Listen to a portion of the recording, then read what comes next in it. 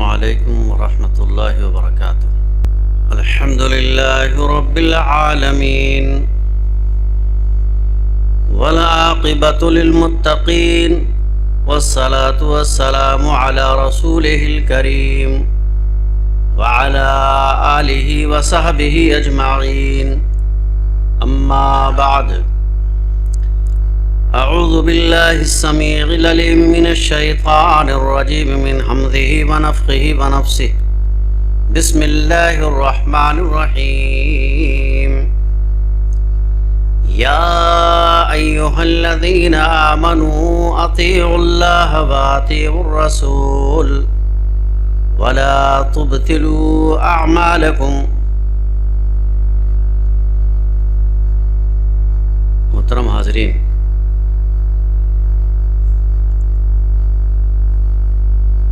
ہر قسم کی تعریف اور توصیف اللہ تبارک و تعالیٰ کے لیے خاص ہیں،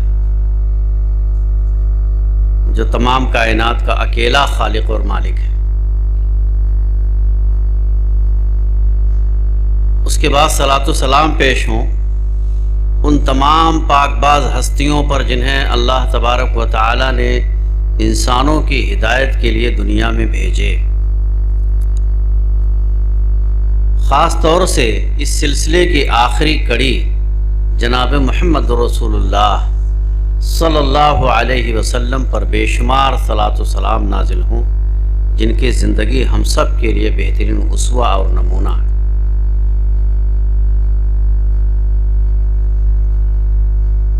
حضرات گرامی، بلا کسی تمہید کے بات میں یہاں سے شروع کرتا ہوں کہ اس دنیا میں ہم لوگ آئے ہیں، اللہ تبارک و تعالی نے کسی خاص مقصد کے لیے پیدا کیا۔ ایسا نہیں ہے کہ ہم بیکار پیدا کیے گئے۔ یہ مسجد آپ نے بنائی ہے، اس کا ایک مقصد ہے۔ آپ سب حضرات سردی سے بچنے کے لیے سویٹر پہنے ہوئے ہیں، اس کا ایک مقصد ہے۔ کوئی کام بغیر مقصد کے نہیں ہے۔ اللہ تبارک و تعالی نے انسان کو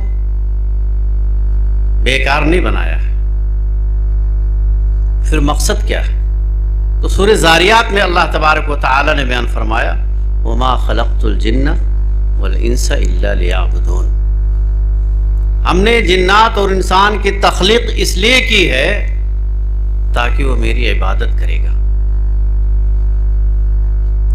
یعنی ہم دنیا میں بھیجے گئے ہیں عبادت کے لیے۔ اب عبادت ہماری عبادت جو ہوگی وہ کس انداز کی ہوگی؟ خصوصی طور پر عبادت ہم کیسے عبادت کریں گے؟ کیسے پتہ یہ چلے گا کہ ہم جو عبادت کر رہے ہیں وہ صحیح ہے یا غلط ہے؟ اس کا طریقہ بھی اللہ تبارک و تعالی نے اپنے نبی کے ذریعے سے بتا دیا۔ نبی صلی اللہ علیہ وسلم نے بتا دیا ہے کہ آپ کو ایسے عبادت کرنی ہے، ہم ویسے ہی کریں گے تو ہماری عبادت مانی جائے گی، ورنہ نہیں مانی جائے گی۔ اس کو ایک مثال کے ذریعے سے آپ یوں سمجھ لیں، گورنمنٹ نے ایک کاغذ بنایا ہوا ہے جسے ہم اور آپ روپے کے نام سے جانتے ہیں۔ اس سے ہم کچھ لیتے دیتے ہیں، روپے سے بہت ساری ضرورتیں انسان کی پوری ہوتی ہیں۔ ہم ایک کام کرتے ہیں، ہم گورنمنٹ نے جو کاغذ بنایا ہے اس سے بہترین کاغذ پر ویسے ہی ہم نوٹ بنا دیتے ہیں، چھاپ دیتے ہیں، اور مارکیٹ میں لے جا کر کے اس کو پیش کرتے ہیں دکاندار کے ہاں کہ ہمیں بھیا یہ سامان دے دو، تو کیا وہ دے دے گا؟ پہلی بات تو یہ وہ سامان نہیں دے گا، یہ کہہ کر کے آپ کا وہ کاغذ ریجیکٹ کر دے گا کہ یہ نقلی اور جعلی ہے۔ کیوں بھیا؟ کاغذ ہم نے اچھے استعمال کیے ہیں، گورنمنٹ نے جو کلر استعمال کیے ہیں اس سے ہم نے اور اچھا کلر استعمال کیا، وہ زیادہ اچھا لگتا ہے، ہم نے اس کی پرنٹنگ بھی اچھی کروائی ہے، پھر ایسا کیوں ہے؟ ایسا اس لیے ہے کیونکہ اس پر گورنمنٹ کے جو ہے مہر نہیں ہے، سائن نہیں ہے، یعنی وہ قابل قبول نہیں ہے۔ ایسے ہی ہماری عبادتیں، ہمارے دین کے سارے کام جب تک نبی صلی اللہ علیہ وسلم کی اس کے اوپر مہر نہیں ہوگی، ہماری وہ عبادت مانی نہیں جائے گی، ہم کامیاب نہیں ہو سکتے۔ میں نے اسی موضوع کی مناسبت سے آپ کے سامنے یہ سورہ محمد کی جو سورہ نمبر 47 ہے اور آیت نمبر 33 ہے، اللہ تبارک و تعالی نے بیان فرمایا، یا ایھا الذین آمنوا اطیعوا اللہ و اطیعوا الرسول۔ خصوصی طور پر یہاں ایمان والوں کو خطاب ہے کہ اے ایمان والو، تم لوگ اللہ کی اطاعت کرو اور رسول کی اطاعت کرو۔ وَلَا تُبْتِلُوا أَعْمَالَكُمْ، اور اپنے اعمال کو برباد مت کرو۔ اس آیت سے پتہ یہ چلا کہ اگر ہم اللہ اور اس کے رسول کی اطاعت نہیں کریں گے، فرما برداری نہیں کریں گے، تو پھر کیا ہوگا؟ ہمارے اعمال برباد ہو جائیں گے۔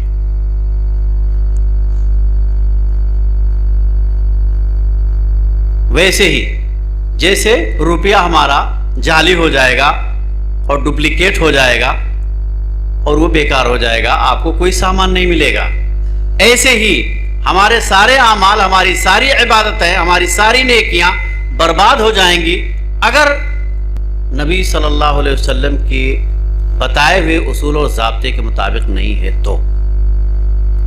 دوسری آیت، اللہ تبارک و تعالی نے سورۃ الحشر کے اندر جو سورہ نمبر 59 ہے، 59 نمبر کی سورہ ہے، 7 نمبر کی آیت ہے، اللہ تبارک و تعالی نے بیان فرمایا، وَمَا آتَاكُمُ الرَّسُولُ فَخُذُوهُ وَمَا نَهَاكُمْ عَنْهُ فَانْتَهُوا۔ جو رسول اللہ صلی اللہ علیہ وسلم تمہیں دیں اسے لے لو، جس چیز سے تمہیں روکیں اس سے باز آ جاؤ۔ وَاتَّقُوا اللَّهَ إِنَّ اللَّهَ شَدِيدُ الْعِقَابِ، اللہ تبارک و تعالی کہتا ہے کہ اور اللہ سے ڈرو، بے شک اللہ تبارک و تعالی سخت عذاب دینے والا ہے۔ اللہ سے ڈرتے رہا کرو، رسول کی نافرمانی نہ کرو۔ اسی طریقے سے رسول اکرم صلی اللہ علیہ وسلم کی اطاعت اور اتباع یہ کامیابی کی ضمانت ہے۔ اگر ہم رسول اللہ صلی اللہ علیہ وسلم کی اتباع کریں گے، پیروی کریں گے، دیکھیں اتباع کا مطلب ہوتا ہے، ہم اردو میں بولتے ہیں پیروی۔ یہ پیروی کیا ہے؟ پا کہتے ہیں پاؤں کو، رفتن فارسی لفظ ہے، معنی جانا، اسی سے یہ بنا ہے پیروی، یعنی پاؤں کے اوپر پاؤں رکھ کر کے جانا۔ مطلب یہ ہے، جیسے مثال کے طور پر اگر آپ کو ہاشم پارہ جانا ہے، ہم آپ سے کہتے ہیں ہمارے پیچھے پیچھے آئیے اسی روڈ پر، تو آپ ہاشم پارہ پہنچ جائیں گے۔ اگر آپ ہماری اتباع یا ہمارے بتائے ہوئے راستے پر نہیں چلیں گے تو آپ وہاں نہیں پہنچ پائیں گے۔ اگر آپ الٹے جائیں گے تو اترولا پہنچ جائیں گے، ادھر جائیں گے تو اور دوسرے گاؤں پہنچ جائیں گے، ادھر جائیں گے تو آپ دوسرے گاؤں پہنچ جائیں گے۔ تو پاؤں پر پاؤں رکھ کر کے جانا، مطلب جو رسول اللہ صلی اللہ علیہ وسلم نے بتا دیا، جتنا بتا دیا، جیسے بتا دیا، بس اتنے ہی کرنا ہے، اس سے زیادہ کچھ بھی نہیں۔ ابھی میں مثالوں کے ذریعے سے واضح کرتا ہوں۔ تو کامیابی کی ضمانت ہے، اگر ہم نے اللہ اور اس کے رسول کی اطاعت کی تو انشاءاللہ ہم دنیا میں بھی کامیاب ہوں گے اور آخرت میں بھی کامیاب ہوں گے۔ اللہ تعالی نے بیان فرمایا، مَن يُطِعِ اللَّهَ وَرَسُولَهُ وَيَخْشَ اللَّهَ وَيَتَّقْهِ فَأُولَٰئِكَ هُمُ الْفَائِزُونَ۔ جو شخص اللہ اور اس کے رسول کی اطاعت کرے گا اور اللہ سے ڈرے گا اور تقوی اختیار کرے گا تو ایسے لوگ کامیاب ہونے والے لوگ ہیں۔ اللہ اور اس کے رسول کی اطاعت، اللہ سے ڈرنا اور تقوی اختیار کرنا یہ کامیابی کی ضمانت ہے، ایسے لوگ کامیاب ہو جائیں گے۔ اور سورہ احزاب میں بھی اللہ تبارک و تعالی نے بیان فرمایا، وَمَن يُطِعِ اللَّهَ وَرَسُولَهُ فَقَدْ فَازَ فَوْزًا عَظِيمًا۔ جو اللہ اور اس کے رسول کی اطاعت کرے گا تو وہ بہت بڑی کامیابی پائے گا، بہت بڑی کامیابی ملے گی اس کو۔ اور سب سے بڑی کامیابی کیا ہے؟ فَمَنْ زُحْزِحَ عَنِ النَّارِ وَأُدْخِلَ الْجَنَّةَ فَقَدْ فَازَ، جو جہنم سے بچا لیا گیا اور جنت کے اندر داخل کر دیا گیا، سمجھ لو وہ کامیاب ہو گیا، سمجھ لو وہ کامیاب ہو گیا۔ تو سب سے بڑی کامیابی یہی ہے میرے بھائی اور دوستو کہ ہم جہنم سے بچا لیے جائیں اور جنت کے اندر داخل کر دیے جائیں تو ہم کامیاب ہو گئے۔ ہماری کامیابی کا معیار جو ہم نے اس دنیا میں بنایا ہوا ہے کہ اگر کسی کے پاس روپے پیسے ہو جائیں، کھیت کھلیان ہو جائے، بینک بیلنس ہو جائے، گاڑی گھوڑے ہو جائیں، بنگلہ ہو جائے، کار ہو جائے، دنیاوی اسباب ہو جائیں تو ہم سمجھتے ہیں کامیاب ہو گئے۔ اللہ تعالیٰ کہتا ہے کہ فَمَنْ زُحْزِحَ عَنِ النَّارِ وَأُدْخِلَ الْجَنَّةَ فَقَدْ فَازَ، جو جہنم سے بچا لیا جائے، جو جنت کے اندر داخل کر دیا جائے، سمجھ لو وہ کامیاب ہو گیا۔ تو اگر ہم کامیاب ہونا چاہتے ہیں میرے بھائی اور دوستو تو ہمیں اللہ اور اس کے رسول کی اطاعت کرنی ہوگی، اسی میں کامیابی ہے۔ سورہ نساء میں اللہ تبارک و تعالی نے بیان فرمایا وَمَن يُطِعِ اللَّهَ وَرَسُولَهُ يُدْخِلْهُ جَنَّاتٍ تَجْرِي مِن تَحْتِهَا الْأَنْهَارُ، جو شخص اللہ اور اس کے رسول کی اطاعت کرے گا وہ ایسے باغوں میں داخل کیا جائے گا جس کے نیچے نہریں جاری ہوں گی، ہے نا، خالدین فیہا، اور اس کے اندر وہ ہمیشہ ہمیشہ رہیں گے، وَذَلِكَ الْفَوْزُ الْعَظِيمُ، اور یہ بڑی کامیابی ہوگی۔ دیکھیں آخرت کی کامیابی کو بڑی کامیابی قرار دیا جا رہا ہے۔ وہ اس بنگلے کا یا اس گھر کا کیا عالم ہوگا، یا اس گھر کا لوکیشن کیا ہوگا جب اس جس گھر کے سامنے سے نہر جاری ہو رہی ہو یا کوئی ندی بہ رہی ہو اور وہاں بنگلہ ہو تو پھر کتنا اچھا لگتا ہے۔ ایسے گھر ملیں گے آپ کو، ایسے باغات ملیں گے میرے بھائی اور دوستوں کہ جس کے نیچے نہریں جاری ہوں گی، بڑا اچھا لوکیشن ہوگا۔ تو یہ کامیابی کی دلیل ہے۔ سورہ نساء میں اللہ تبارک و تعالی نے یہ بات بیان فرمائی۔ اس کے بعد اب سنت کی اہمیت کیا ہے یہ تو آپ نے آیتوں کے ذریعے سے اللہ تبارک و تعالیٰ کا پیغام سنا۔ اب نبی صلی اللہ علیہ وسلم نے جو ہمیں سنت بتائی ہے، جو طریقہ دیا ہے، اس کی اہمیت کیا ہے۔ اگر ہم اس کو چھوڑ دیتے ہیں، اسے کرتے نہیں ہیں، تو پھر کیا ہوگا؟ زیادہ ثواب حاصل کرنے کے ارادے سے سنت رسول صلی اللہ علیہ وسلم کو ناکافی سمجھ کر غیر مسنون طریقوں پر محنت اور مشقت کرنا آپ صلی اللہ علیہ وسلم کی ناراضگی کا باعث ہے۔ ہم نبی کا طریقہ چھوڑ کر کے دوسرے کا طریقہ اپنائیں، اس میں نبی صلی اللہ علیہ وسلم کی ناراضگی موجود ہے میرے بھائی اور دوستو۔ وہ ہمارا عمل قابل قبول نہیں ہوگا اور آپ صلی اللہ علیہ وسلم ناراض الگ ہوں گے۔ آپ کو دلیل کے طور پر یہ حدیث عن انس رضی اللہ عنہ یقول، حضرت انس رضی اللہ عنہ راوی حدیث ہیں، بیان فرماتے ہیں کہ جاء ثلاثۃ رہط الی بیت ازواج النبی صلی اللہ علیہ وسلم، 3 لوگوں کی جماعت نبی صلی اللہ علیہ وسلم کی بیویوں کے گھر پر آئے۔ 3 لوگ تھے اس جماعت میں، 3 لوگ آئے نبی صلی اللہ علیہ وسلم کی بیویوں کے گھر پہ۔ پھر کیا ہوا؟ یسألون عن عبادت النبی صلی اللہ علیہ وسلم، ان لوگوں نے، ان تینوں نے آپ کی بیویوں سے نبی صلی اللہ علیہ وسلم کی عبادت کے بارے میں سوال کیا، پوچھا کہ آپ صلی اللہ علیہ وسلم کی عبادت کیسی۔ کیا ہوا؟ فلما اخبروا كأنهم تقالوها، جب انہیں نبی صلی اللہ علیہ وسلم کی عبادت کے بارے میں ان کو بتایا گیا، خبر دی گئی، انہوں نے اپنی عبادت کو کمتر سمجھا، کم جانا۔ کیا بھئی نبی صلی اللہ علیہ وسلم کی عبادت کا حال اب میں اس میں نہیں جانا چاہتا کہ آپ رات رات بھر کھڑے رہتے تھے، پاؤں میں ورم آ جاتا تھا، کیا ہوتا تھا، بات دوسری طرف چلی جائے گی۔ تو فقالوا وأين نحن من النبي صلی اللہ علیہ وسلم قد غفر له ما تقدم من ذنبه وما تأخر، کہا نبی صلی اللہ علیہ وسلم آپ کے سارے خطائیں بخش دی گئی ہیں، اگلے پچھلے گناہ سب معاف کر دیے گئے ہیں، آپ بخشے بخشائے ہیں، آپ کا میٹر اور ہے، اور آپ عبادت اتنی کرتے ہیں۔ اپنی عبادت کو انہوں نے کم جانا تو پھر کیا ہوا؟ قال احدهم اما انا فاني اصلي الليل ابدا، ایک آدمی ان تینوں میں سے بولتا ہے، کہتا ہے میں پوری رات نماز پڑھوں گا، کہتا ہے پوری رات نماز پڑھوں گا. تین میں کا ایک کہتا ہے میں پوری رات نماز پڑھوں گا. ارادہ اچھا ہے، کام اچھا ہے، نماز پڑھنے کا ارادہ ہے. نماز پڑھنے کوئی عیب کی بات ہے کیا؟ کوئی بری بات ہے؟ نہیں، نماز اچھی چیز ہے. ایک شخص نے یہ بات کہی. وَقَالَ آخَرَ أَنَا أَصُومُ الدَّهْرَ، دوسرے نے یہ بات کہی کہ میں ہمیشہ روزہ رکھوں گا، ہمیشہ روزہ رکھوں گا. روزہ بھی عبادت ہے نا، اچھی چیز ہے. پھر اس کے بعد وَلَا أَفْطِرُ، اور میں افطار نہیں کروں گا، مسلسل روزہ رکھوں گا کنٹینیو. وَقَالَ آخَرُ، تیسرے نے یہ بات کہی انا اعتزل النساء فلا تزوج ابدا، میں عورتوں سے کنارہ کشی اختیار کروں گا، شادی ودی نہیں کروں گا.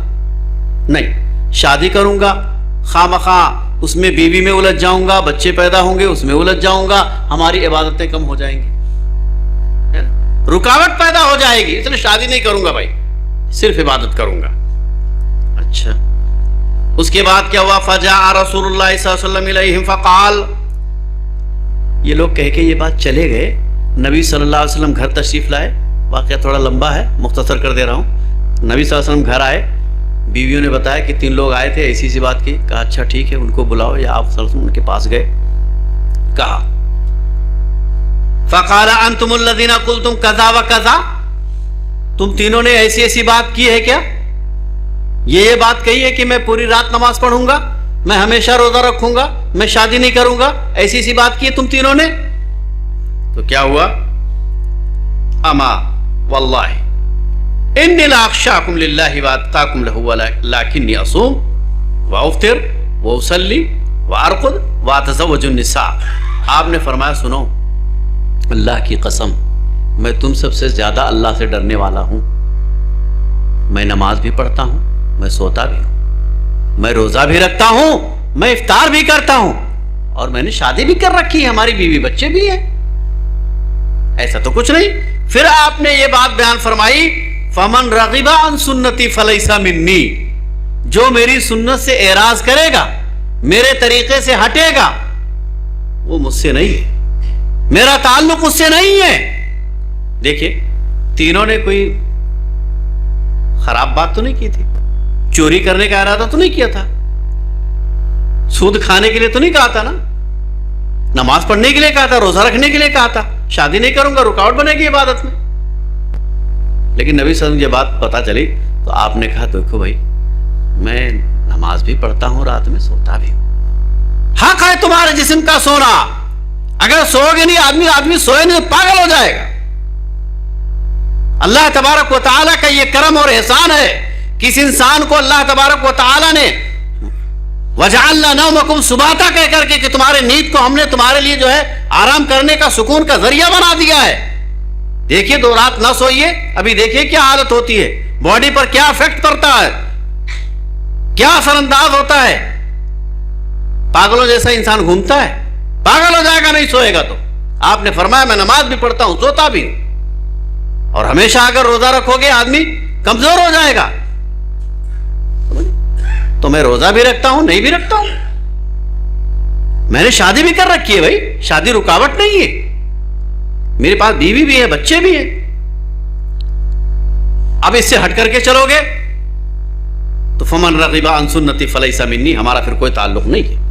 نبی صلی اللہ علیہ وسلم نے بیان فرمایا. اس لیے میرے بھائیوں اور دوستوں، طریقہ ہمارا کتنا اچھا کیوں نہ ہو ہماری نگاہ میں، عمل ہمارا کتنا ہی بہترین کیوں نہ ہو ہمارے دل و دماغ سے، لیکن اگر وہ نبی کے طریقے سے ہٹ کر کے ہے تو ہمارا وہ سارا عمل بیکار ہے، کسی کام کا نہیں، ہم چاہے جتنا اچھا اسے کہیں. اس لیے اتباع سنت بہت ضروری ہے. نبی صلی اللہ علیہ وسلم کی اتباع کرنا، آپ کی پیروی کرنا، آپ کی بات کو ماننا، آپ کے طریقے پر چلنا، یہ ہماری ذمہ داری ہے. اسی طریقے سے بخاری شریف کی یہ روایت ہے، سنت کا علم ہو جانے کے بعد اس پر عمل نہ کرنے والے لوگوں کو نبی اکرم صلی اللہ علیہ وسلم نے نافرمان کہا ہے کہ یہ لوگ نافرمان ہیں. سنت کا علم ہو جانے کے بعد ہمیں پتا ہے کہ یہ نبی پاک صلی اللہ علیہ وسلم کی سنت ہے، اس پر ہمیں عمل کرنا چاہیے، اگر ہم اس سے باز رہتے ہیں، رک جاتے ہیں، عمل نہیں کرتے ہیں، ایسے لوگوں کو نبی اکرم صلی اللہ علیہ وسلم نے کہا یہ لوگ نافرمان ہیں۔ حدیث عن جابر بن عبداللہ، جابر بن عبداللہ رضی اللہ عنہ راوی حدیث ہیں، بیان فرماتے ہیں کہ ان رسول اللہ صلی اللہ علیہ وسلم خرج عام الفتح الى مکہ، فتح مکہ کے سال نبی صلی اللہ علیہ وسلم مکہ کی طرف نکلے، پھر کیا ہوا؟ پھر رمضان کا مہینہ تھا، فصابا آپ نے روزہ رکھا، حتی بلغا قراء الغمیم، ایک جگہ کا نام ہے، آپ وہاں پر پہنچے، فصام الناس، لوگوں نے بھی روزہ رکھا، ثم دعا بقدح من ماء، پھر نبی صلی اللہ علیہ وسلم نے پانی کا ایک پیالہ منگایا، اس کے بعد فرفعہ، آپ نے اس پیالے کو اوپر اٹھایا، حتی نظر الناس الیہ، یہاں تک کہ لوگوں نے اس پیالے کو دیکھا، مجلس کے اندر آپ نے پانی کا پیالہ منگایا، رمضان کا مہینہ تھا، لوگ روزے سے تھے، پریشان تھے، پیاس کی شدت تھی، آپ صلی اللہ علیہ وسلم نے پانی کا پیالہ منگایا اور اوپر اٹھایا تاکہ سارے لوگ دیکھ لیں، اور آپ نے پی لیا، ہے نا، ثم شربا، پھر آپ نے پی لیا، فقیل لہ بعد ذالک، پھر اس کے بعد آپ صلی اللہ علیہ وسلم نے فرمایا ان بعض الناس قد صاما، ہے نا، آپ صلی اللہ علیہ وسلم سے یہ بات کہی گئی کہ بھئی ابھی بھی کچھ لوگوں نے روزہ رکھ رکھا ہے، ابھی بھی کچھ لوگوں نے روزہ رکھ رکھا ہے، آپ کے دکھا کر پینے کے باوجود بھی روزہ نہیں توڑا ان لوگوں نے، فقالا، تو نبی صلی اللہ علیہ وسلم نے بیان فرمایا اولئک العصاۃ، اولئک العصاۃ، یہ نافرمان لوگ ہیں، یہ نافرمان لوگ ہیں، جب میں نے روزہ توڑ دیا سامنے دیکھ کر کے، دکھا کر کے، توڑ دینا چاہیے تھا، یہی عبادت ہے۔ میرے بھائیو دوستو، بھئی ہم نماز کیوں پڑھتے ہیں؟ نبی صلی اللہ علیہ وسلم نے ہمیں بتایا نماز پڑھو، ایسے نماز پڑھو، ہم ایسے پڑھتے ہیں، اگر آپ ہی منع کر دیں تو پھر یہی تو عبادت ہے، یہی عبادت ہے، جہاں آپ نے حکم دیا وہاں ہم اس چیز کو کریں، جس چیز سے روک دیں ہم اس سے بعد آ جائیں، یہی عبادت ہے۔ جو عمل سنت رسول صلی اللہ علیہ وسلم کے مطابق نہ ہو وہ اللہ کے ہاں مردود ہے، جو عمل ہمارا رسول اللہ صلی اللہ علیہ وسلم کے بتائے ہوئے طریقے کے مطابق نہ ہو وہ مردود ہے، چاہے جتنا اچھا کیوں نہ ہو۔ ان عائشہ رضی اللہ عنہا قالت، حضرت عائشہ بیان فرماتی ہیں، کہتی ہیں قال رسول اللہ صلی اللہ علیہ وسلم، رسول اللہ صلی اللہ علیہ وسلم نے بیان فرمایا من احدث فی امرنا، من احدث فی امرنا ھذا ما لیس منہ فہو رد، جس نے ہمارے دین میں کوئی نئی بات گڑھ لی، اس سلسلے میں ہمارا کوئی حکم موجود نہیں ہے، وہ مردود ہے، وہ مردود ہے، رد کیا ہوا ہے، وہ ردی کے ٹوکرے میں پھینک دیا جائے گا۔ اس لیے نبی صلی اللہ علیہ وسلم کی اطاعت اور فرما برداری بہت ضروری ہے۔ آپ کو میں بتاؤں، رسول اللہ صلی اللہ علیہ وسلم کے مقابلے میں کسی بھی نبی، ولی، فقیہ، محدث، بزرگ، عالم، علماء، کوئی بھی کتنا بڑا آدمی کیوں نہ ہو، کسی کی بات نہیں مانی جائے گی۔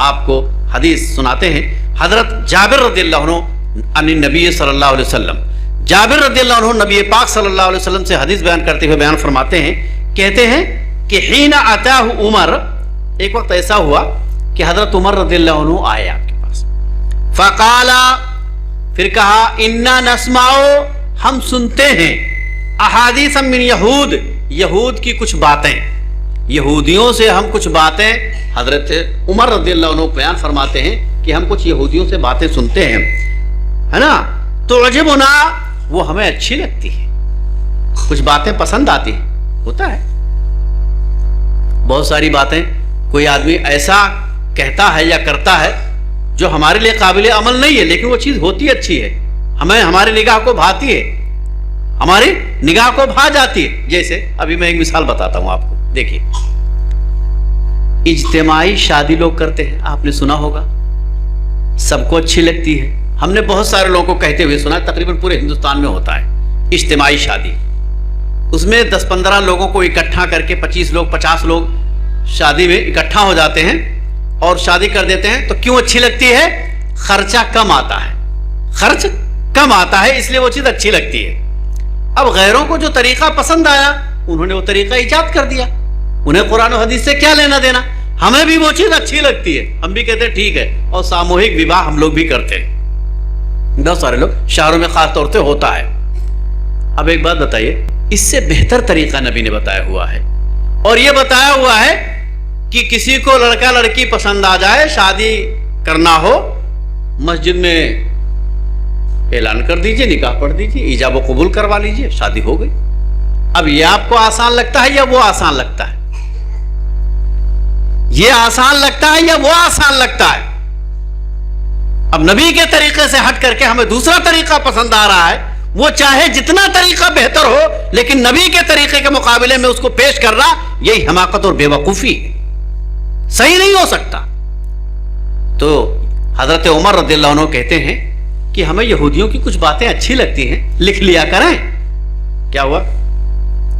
نکتب بعدہا فقال امتحوکون انتم کما تحوکت الیہود والنصارى۔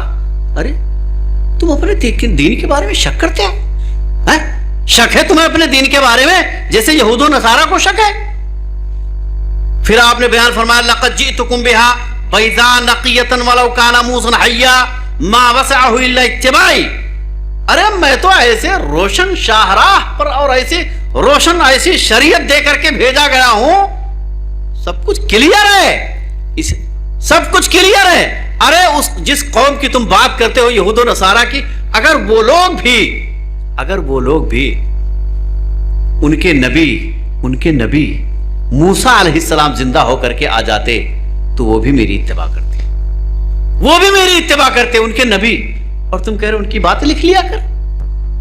اس لیے میرے بھائیوں اور دوستو، ہمیں نبی صلی اللہ علیہ وسلم کا طریقہ پسند آنا چاہیے اور آپ کے طریقے کو لکھنا چاہیے اور اسی پر عمل کرنا چاہیے۔ دوسرا طریقہ ہمیں جو پر عمل کرنا یہ غیر مناسب بات ہے۔ ایک چیز میں ٹائم کتنا ہو گیا؟ پورا ہو رہا ہے؟ چلیے ٹھیک ہے۔ بس سنت کس کو کہتے ہیں میں یہ بات مثال کے ساتھ واضح کر کے بات پوری کر دیتا ہوں۔ دیکھیے، سنت کی تعریف، سنت کا لغوی معنی طریقہ یا راستہ ہے، طریقہ یا راستہ ہے، خواہ اچھا ہو یا برا ہو، لغوی معنی۔ اچھا، شرعی اصطلاح میں سنت کا مطلب رسول اکرم صلی اللہ علیہ وسلم کا طریقہ ہے، رسول اکرم صلی اللہ علیہ وسلم کا طریقہ ہے۔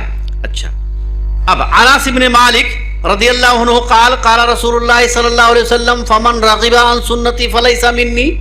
دلیل، حضرت انس کہتے ہیں رسول اللہ صلی اللہ علیہ وسلم نے فرمایا جو میری سنت سے اعراض کرے گا، جو میرے طریقے سے اعراض کرے گا، وہ ہم میں سے نہیں ہے۔ بخاری کی روایت ہے۔ ان طلحہ بن عبداللہ بن عوف قال صلیت خلف ابن عباس۔ طلحہ بن عبداللہ کہتے ہیں کہ میں نے ابن عباس کے پیچھے نماز پڑھی۔ پھر کیا ہوا؟ علی جنازۃ، ایک جنازے کی نماز پڑھی۔ فقرأ بفاتحۃ الکتاب، انہوں نے سورہ فاتحہ کی تلاوت کی، پڑھی۔ قال ليعلموا انها سنۃ، کہہ رہے میں نے پڑھی کیوں؟ میں نے ایسا اس لیے کیا ہے تاکہ لوگ جان لیں کہ یہ سنت ہے۔ جنازے میں سورہ فاتحہ پڑھنا یہ کیا ہے؟ سنت ہے۔ اور نبی صلی اللہ علیہ وسلم کا اکثر معمول خیر تو سری پڑھنا رہا ہے، لیکن کبھی آدمی تعلیم کے طور پر سکھانے کے لیے آپ جہری پڑھ سکتے ہیں۔ جنازے میں جنازے کی نماز سورہ فاتحہ یا جو بھی، یہی کہتے ہیں کہ سورہ فاتحہ انہوں نے پڑھی، تو کہا ہم نے ایسا کیوں کیا؟ کہا یہ سنت ہے، بخاری کی روایت ہے۔ اب سنت کی تین قسمیں ہیں، سنت کی تین قسمیں ہیں، ایک سنت قولی ہے، ایک فعلی ہے، ایک تقریری ہے۔ یہی تینوں ہم بتا دیتے ہیں، بات پوری کر دیتے ہیں، ٹھیک ہے؟ اب سنت رسول اکرم صلی اللہ علیہ وسلم کی زبان سے جو بات نکلی ہے اسے سنت قولی کہتے ہیں۔ دلیل، ان حذیفہ رضی اللہ عنہ قال قال رسول اللہ صلی اللہ علیہ وسلم، حضرت حذیفہ رضی اللہ عنہ راوی حدیث ہے، کہتے ہیں رسول اللہ صلی اللہ علیہ وسلم نے فرمایا ان الشیطان یستحل الطعام ان لا یذکر اسم اللہ علیہ،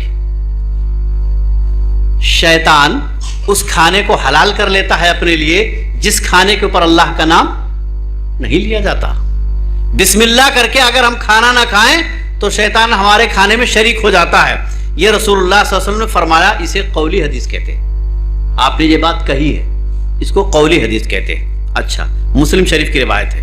دوسری، رسول اکرم صلی اللہ علیہ وسلم کے عمل مبارک کو فعلی حدیث کہتے ہیں۔ جیسے دلیل کے طور پر النعمان ابن بشیر، نعمان ابن بشیر رضی اللہ عنہ راوی حدیث ہیں، کہتے ہیں کہ قال کان رسول اللہ صلی اللہ علیہ وسلم یسوی صفوفنا اذا قمنا للصلاۃ، رسول اللہ صلی اللہ علیہ وسلم جب ہم نماز کے لیے کھڑے ہو جاتے تھے تو ہماری صفوں کو درست فرمایا کرتے تھے.